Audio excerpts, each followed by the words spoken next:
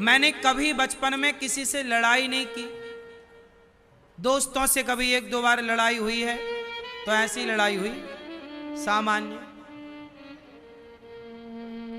एक बार मैंने बचपन में अपने एक दोस्त को मारा था एक थप्पड़। लड़ाई कर लिया उसने। मैं उसके गांव में जाता था पढ़ने, 8वीं का स्कूल वहां था उनके गांव में। तो हम दूसरे गांव के थे, हम लोग उनके गांव में जाएं तो वो दादागिरी दिखाएं। अरे यार, हमने कहा यार तो हमें दादागिरी दिखा रहे हो। तो वो दादागिरी दिखाए, हम उसके गांव में पढ़ने जाएं। वो लोग छेंक के हम लोगों को मारने की योजना बनाए। एक दिन हमने पकड़ लिया, एक ही मारा उसकी पीठ में, एक चटाक। प्रिंसिपल जी के कमरे में आवाज चली गई, ऑफिस में। प्रिंसिपल दौड़े दौड़े, क्या हुआ? वो रो रहा था। सर सर इसने मार दिया। मारा? जी जी जी जी, मुर्गा बन जा। एक पीरियड तक मैं द्वार पे मुर्गा बना रहा, एक पीरियड, आधा घंटा। ये मेरा मारना था एक बार बस। लेकिन उसके बाद ना वो सुधर गए पूरे गांव के। फिर हम लोग जाते तो कभी वो छेड़छाड़ नहीं करते। होता है ना, आज भी होता है कि इस गांव के लोग उस गांव में जाएं तो लोग परेशान करते। ऐसी था तो हम लोगों ने फिर उसका इलाज किया। तो हमने अकेले ही ने कर दिया इलाज। तो इस चक्कर में हमने एक बार मारा है अपने दोस्त को। बाद में पर वो हमारा दोस्त बन गया, अभी भी मिलता है कभी कभी। तो ये हमने दोस्ती में एक बार मारा, वो भी उसकी गलती से। उसने गलती की, दादागिरी दिखा रहा। बताओ, ये तब की बात है जब हम 7वीं क्लास पढ़ते थे। 7वीं 8वीं तब की बात है। उसके बाद फिर हमने कभी मारा पीटी नहीं की, कभी किसी का दिल नहीं दुखाया, कभी किसी को परेशान नहीं किया। वो संस्कार थे ना हम लोगों के, वही सीखा है। इसलिए आज भी किसी का दिल दुखाने से बड़ा डर लगता है। काहे किसी का दिल दुखाएं।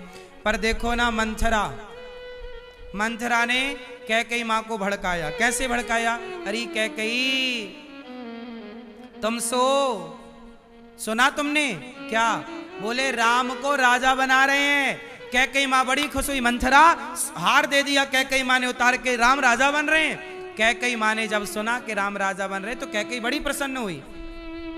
मंथरा को हार दे दिया। मंथरा बोली ले अपना हार तू, फेंक दिया। तो मंथरा को कैकेयी माता ने डांटा और कहा अरे घर फोड़ू, क्या बात कर रही है?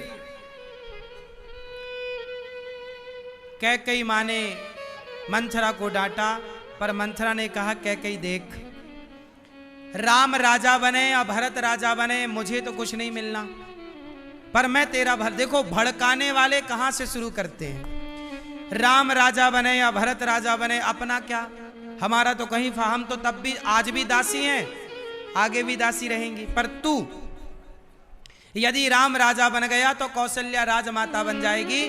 फिर वो अपने पांव दबाएगी तेरे से, फिर वो झाड़ू पोंछा लगवाएगी तेरे से। कैकेयी मां बोली नहीं कौशल्या बहन ऐसी नहीं है। बोले ना, ये सौतें ऐसी ही होती हैं। सौतों की कहानियां किस्सा सुना दी मंथरा ने। कद्रू विनीता की बात सुना दी। सौतों की कहानियों में कद्रू और विनीता की बड़ी फेमस कहानी है। कद्रू सर्पों की माता है, विनीता गरुण जी की माता है। एक बार कद्रू और विनीता में शर्त लग गई कि सूर्य भगवान के घोड़े कैसे हैं बताओ। तो विनीता ने कहा कि सफेद हैं, कद्रू बोली काले हैं। कहा कि यदि काले निकले तो तुम मेरी दासी बन जाओगी।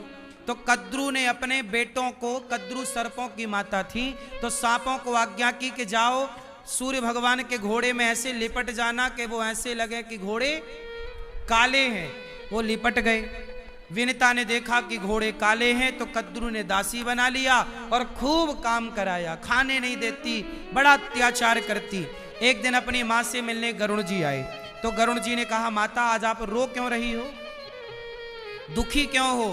तब कहा कि बेटा वो तेरी माँ ने ऐसी ऐसी शर्त लगाई और कहा कि घोड़े काले हैं जबकि सूर्य भगवान के घोड़े तो सफेद हैं।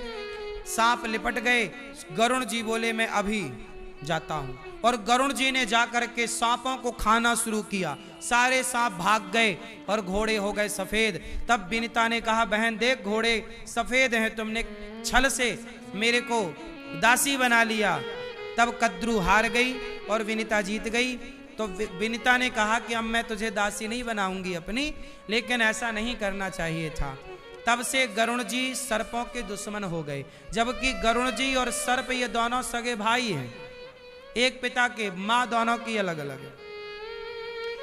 उसी जगह से कालियानांग भाग करके कालीदह में आके गिरा। तब जाकर के भगवान ने कालियानांग को रमण द्वीप भेजा।